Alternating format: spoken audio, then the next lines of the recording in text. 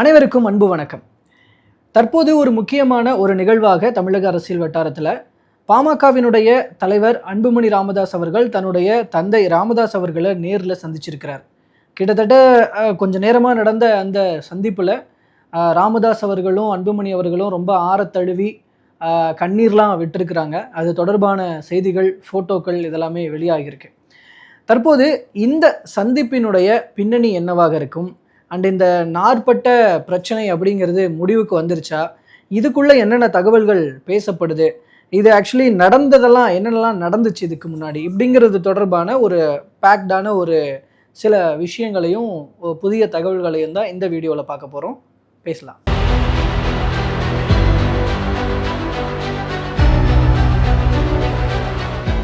முதலாவதா நான் அந்த கடந்த காலத்தில் என்ன நடந்துச்சு அப்படிங்கிறத முதல்ல கொஞ்சம் ஷார்ட்டாக பேசிடலாம். அதாவது முதல்ல 2 பேருக்கும் நடுவில் ஒரு அதிகார போட்டி அப்படிங்கிற மாதிரி வருது.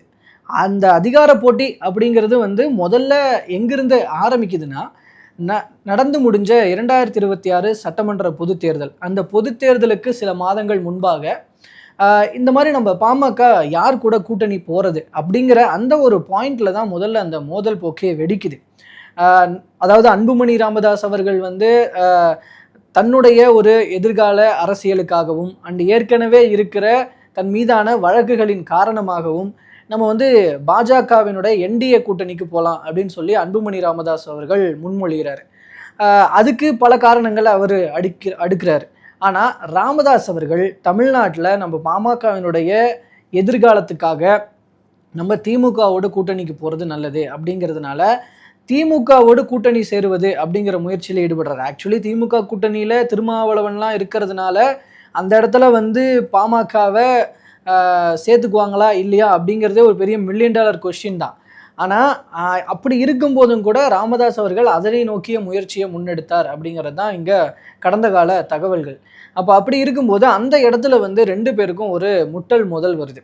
இதில் வெளியில் தெரிஞ்ச தகவலாக இந்த மாதிரியான கூட்டணி தொடர்பான முடிவுகள், யார் எடுக்கும் முடிவுக்கு கட்சி கட்டுப்பட வேண்டும், யாருனுடைய முடிவு இங்கே முன்மொழியப்பட வேண்டும் அப்படிங்கிறதுல தான் ஒரு மோதல் போக்கே ஆரம்பிச்சுது அப்படிங்கிறது வெளியில் இருக்கிற தகவல். அண்ட் மோரோவர் உள்ளுக்குள்ள வேற விஷயங்களும் நடக்குது. உள்ளுக்குள்ள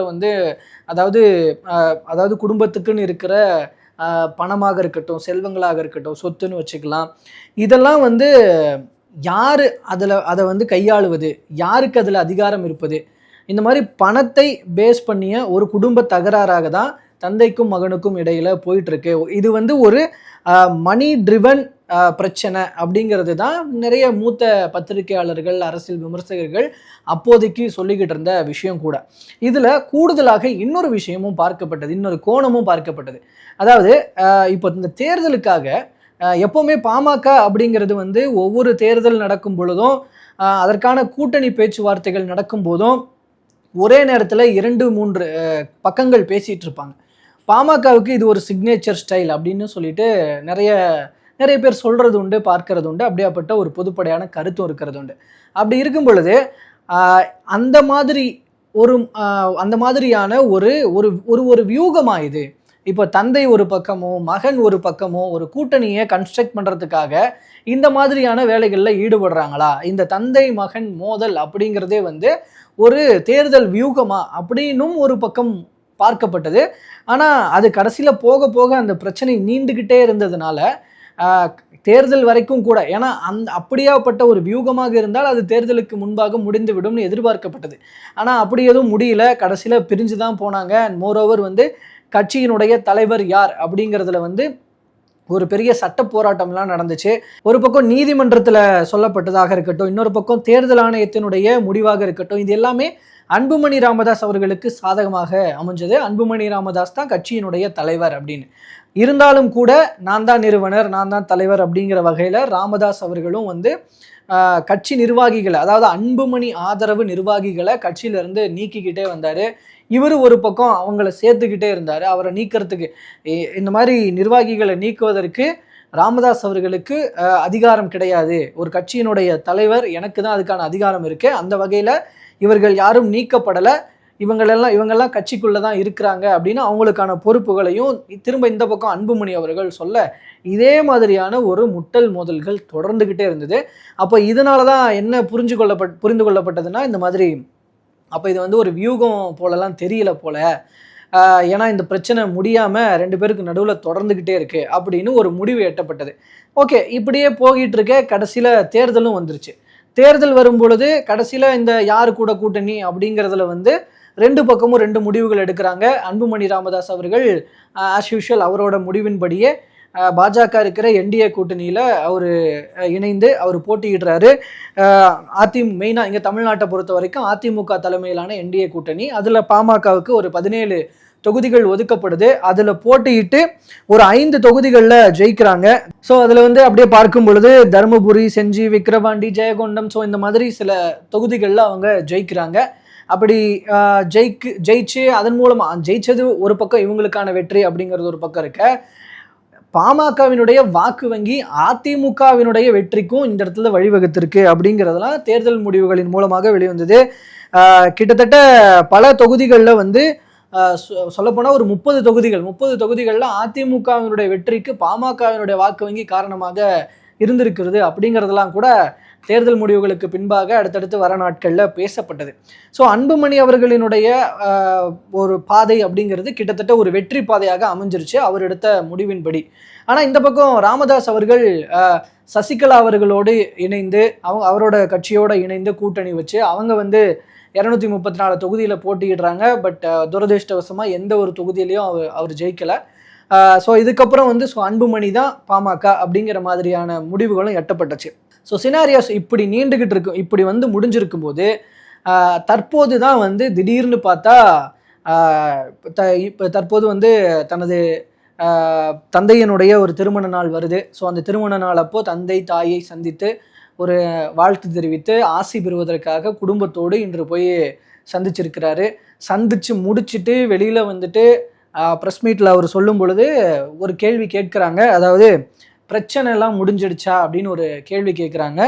இனி நல்லதே நடக்கும் அப்படின்னு சொல்லிட்டு பதில் சொல்லிட்டு போகிறார்.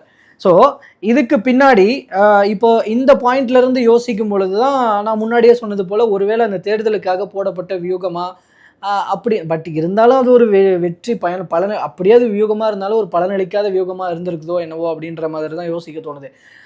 பட் அந்த ஒரு ஆங்கிள் பேசப்பட்டதுனால தற்போது திரும்ப அது வருது. ஒருவேளை அது வியூகம் தான் போட்டாங்களோ, அதனால தான் தேர்தல் முடிஞ்சதுக்கப்புறம் திரும்ப ஒன்று சேர்ந்துட்டாங்களோ அப்படிங்கிற மாதிரியான இப்போ ஒரு பேச்சுக்களும் வந்துக்கிட்டு இருக்குன்னு வச்சுக்கோம். பட் அதை ஒரு பக்கம் வச்சுருவோம்.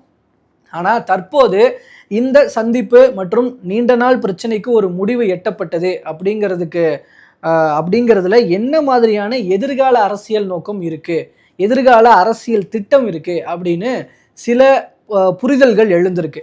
அதாவது இந்த 2026 தேர்தல் அப்படிங்கிறது இதுவரை நடந்த தேர்தல்கள் போலெல்லாம் அல்லாமல் ஒரு பாரம்பரிய அரசியலுக்கெல்லாம் முற்றுப்புள்ளி வச்சுட்டு ஒரு புதிய ஒரு அரசியல், யாரும் யூகிக்க முடியாத ஒரு அரசியலை இந்த ஒரு தேர்தல் வந்து கிட்டத்தட்ட ஒரு கிக் ஸ்டார்ட் பண்ணியிருக்கு அப்படின்னு புரிஞ்சுக்க முடியுது. ஜென்சி பாலிடிக்ஸ் அப்படின்னு அதுக்கு பேர் வைக்கிறாங்க. ஸோ நம்ம இதுவரைக்கும் பண்ணின மாதிரியான அரசியல் பண்ணால் இனிமே எடுபடாது, இனிமே நம்ம வந்து நம்முடைய ஒரு அரசியல் நகர்வுகளை, மக்களை நோக்கிய அணுகுமுறைகளை மாற்றிக்கணும் அப்படிங்கிற மாதிரியான பாடத்தை ஒரு பிரதான கட்சிகளுக்கு, ஒரு பாரம்பரிய கட்சிகளுக்கெல்லாம் கொடுத்த பாடம் கற்பித்த ஒரு தேர்தலாக இந்த தேர்தல் இருக்குது. அப்படி இருக்கும் பொழுது தான் இந்த தேர்தலுக்கு பின்பாக இனி அடுத்து வரப்போகிற தேர்தல் அப்படிங்கிறது வந்து முழுக்க ஜென்சி பாலிடிக்ஸை பிரதானமாக ஒரு அடிப்படையாக கொண்ட ஒரு தேர்தல்களாக இனிமே இருக்கும் அப்படின்னு யோசிக்கும் பொழுது இங்கே தலைவர்களும் கூட இதுவரைக்கும் இருந்த பாரம்பரியமாக இருந்த கட்சிகளினுடைய மூத்த தலைவர்களே வந்து அடுத்தடுத்து தேர்ந்தெடுக்கப்படுவார்களா அப்படிங்கிறதுல ஒரு மிகப்பெரிய கேள்விக்குறி எழுந்திருக்கு. அதனால தான் ஒரு பக்கம் திமுகக்குள்ள கட்டமைப்புகளை மாற்றுறாங்க, அவங்க ஜென்சிக்களுக்கான பட்டறைகளை நடத்துகிறாங்க, அரசியல் பட்டறைகளை. ஸோ இதுக்கு அவங்க அந்த கட்சிக்குள்ளேயும் நிறைய விஷயங்கள் நடக்க போகுது, மாறுதல்கள் நடக்க போகுது, நிறைய இளைய தலைமுறையினருக்கு முன்னுரிமை கொடுத்து பண்ண போகிறாங்க. இது மாதிரி தான் அடுத்து அதிமுகவில் ஸ்டூடெண்ட்ஸ் எல்லாத்தையும் ஒருங்கிணைக்கிறாங்க. அவங்க வந்து அவங்களெல்லாம் பேச வச்சு அவங்கள ஒரு அதிமுகவினுடைய பேச்சாளர்களாக மாற்றுறாங்க. இந்த மாதிரி ஒவ்வொரு கட்சியும் மாற்றும் போது இந்த பக்கம் பாமக அப்போ இனிமேல் ராமதாஸின் முகத்தை முன்வைத்து பாமகவினுடைய எதிர்கால அரசியலை பண்ண முடியாது அப்படிங்கிறதுனால அப்போ இனிமே வந்து அன்புமணி ராமதாஸை முன்னிலைப்படுத்த வேண்டிய ஒரு தேவையும் ஒரு கட்டாயமும் கால சூழலும் ஏற்பட்டிருக்கு அப்படிங்கிறது தான் இப்போ எதிர்கால அரசியல் நகர்வு அப்படிங்கிறத புரிஞ்சுக்கிட்டதுனாலையோ என்னவோ இந்த இணைப்பு நடந்திருக்கு. கிட்டத்தட்ட ஒருவேளை இதில் ராமதாஸ் தான் விட்டு கொடுத்து வந்தாரோ என்னவோ, இதெல்லாம் இனிமே தான் வெளியில் தகவல்களாக வரும்.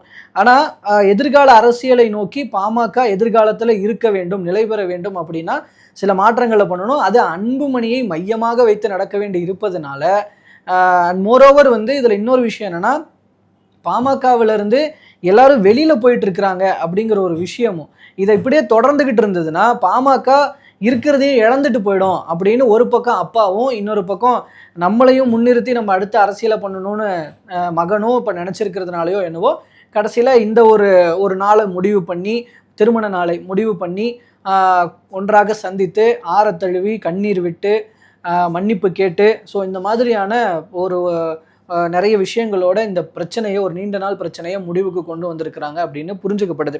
ஏன்னா 2031 அரசியலை பொறுத்த வரைக்கும் யார் யாருக்கு போட்டி, இப்போ பொதுவாக இது வரைக்கும் இருந்ததெல்லாம் வந்து திமுக வெர்சஸ் அதிமுக, திமுக வெர்சஸ் அதிமுக அப்படின்னு பார்த்துக்கிட்டு இருந்தோம். அப்படி இருக்கும் போது 2026 திமுக வெர்சஸ் தாவேக்கான்னு ஒரு ஃபார்முலாவை கொண்டு வந்தாங்க. அண்ட் மோரோவர் ஒரு ஒரு மும்முனை போட்டியாக திமுக வெர்சஸ் அதிமுக வெர்சஸ் தாவேக்கா, இதில் நாம் தமிழர் இருக்குது, பட் இருந்தாலும் அதை 4ஆவதாக வச்சுக்குவோம். பட் பிரதானமாக இந்த 3 அப்படின்னு வந்து இப்போ 2026 உருவெடுத்தது.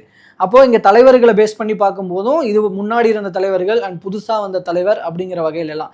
பட் இந்த 2026 தேர்தலுக்கு அப்புறம் விஜய் ஒரு பிரதான தலைவராகிட்டார். முதல்வர் ஆனதன் மூலமாக ஆட்சியை கைப்பற்றியதன் மூலமாக ஒரு பிரதான தலைவராகிட்டார். ஸோ இதற்கப்புறம் அதன் மூலமாக நான் முன்னாடியே சொன்னது போல ஜென்சி பாலிடிக்ஸ் அப்படிங்கிறதுனால ஒரு இளைய தலைவரை நோக்கி தான் அடுத்து வாக்கு வங்கி செல்லும் அப்படிங்கிற வகையில தான் இப்போ இனிமே வரப்போகிற 2031 தேர்தல் அப்படிங்கிறது Vijay versus Udhayanidhi versus and moreover அண்ணாமலையும் 2031 கண்டெஸ்ட் பண்ண போறாரு. So Vijay versus Udhayanidhi versus Annamalai இப்படின்னு தான் தேர்தல் களம் அமைய போகுது அப்படிங்கிறது தான் இப்போதே எல்லோரும் பேசிட்டு இருக்கிற ஒரு விஷயம். அப்போ இந்த இளைய தலைமுறை தலைவர்களோடு போட்டி போடணும்னா ஒரு இளைய தலைமுறை தலைவரான அன்புமணியால தான் முடியும். அப்போ நம்ம இதுல நம்மளும் போய் ஒருவேளை இந்த இடத்துல 4 முனை போட்டியை கொஞ்சம் எல்லாத்தையும் எதிர்த்து போட்டியிடுறாங்க அப்படின்னா, பட் அதுக்கு பாசிபிள் இல்லை. பட் இப்போ போட்டியிடுறாங்கன்னா அப்போ இந்த இடத்துல Vijay versus Udhayanidhi versus Annamalai versus Anbumani இப்படின்னு வரலாம். ஸோ இந்த லைன்ல நிற்கணும்னாலே நம்ம வந்து நெக்ஸ்ட்டு இந்த மாதிரியான ஜென்சி பாலிடிக்ஸில் கான்சன்ட்ரேட் பண்ண வேண்டியிருக்கு. ஸோ அதனால் நம்ம இணைய வேண்டிய தேவையும் இருக்குது. கட்சியிலேருந்து எல்லாரும் விலகி போயிட்டு இருக்காங்க, தாவேக்கால சேர்ந்துட்டு இருக்கிறாங்க. கட்சி வந்து கட்டமைப்பை இழந்துகிட்டு இருக்கு, பலத்தை இழந்துகிட்டு இருக்கு, தொண்டர்களை இழந்துகிட்டு இருக்கு அப்படின்னு இப்போ தந்தையும் மகனும் உணர்ந்து தற்போது இந்த முடிவை எடுத்திருக்கிறாங்க அப்படின்னு தான் பார்க்கப்படுது. இதில் ஃபர்தராக என்னென்ன நடக்க போகுது அப்படின்னு பார்க்கலாம். மோரோவர் இதில் யார் எங்களை பிரித்தாங்க, எங்கள் குடும்பத்தை பிரித்தாங்க அப்படின்னு சொல்லிட்டு இந்த மாதிரி அன்புமணியோட மகள்கள் அவங்க பேசினதாக இருக்கட்டும், அன்புமணியே கூட வந்து பேசினதாக இருக்கு. என்னுடைய அப்பாவை வந்து என்கிட்ட இருந்து பிரிக்கிறாங்க, சுற்றி இருக்கிற சில சகுனிகள் அவங்களாமே வந்து வேலை பார்க்குறாங்க, ஒரு தீய சக்திகள் வேலை பார்க்குது இப்படின்லாம் அன்புமணியும் பேசியிருந்தாரு. அன்புமணியுடைய மகள்கள் வந்து தாத்தாவை நினைத்து கண்ணீர்லாம் விட்டுருந்தாங்க. அவங்க தேர்தல் பிரச்சாரத்தில் அதெல்லாம் முன்னெடுத்துட்டு போனாங்க. ஸோ இந்த மாதிரி பல விஷயங்கள் நடந்ததற்கெல்லாம் தற்போது முற்றுப்புள்ளி வைக்கப்பட்டிருக்கு. இனி வரும் காலங்களில் பாமக எந்த நிலையை அடைய போகிறது, எந்த பாதையில் பயணிக்க போகிறது அப்படிங்கிறதெல்லாம் நம்ம பொறுத்திருந்து பார்க்கலாம். அதனுடைய தொடர் நடவடிக்கைகள் பற்றியும் அந்தந்த காலகட்டங்களில் பேசலாம். மறுபடியும் வேறு சில தகவல்களோடு உங்களை நான் சந்திக்கிறேன். நன்றி.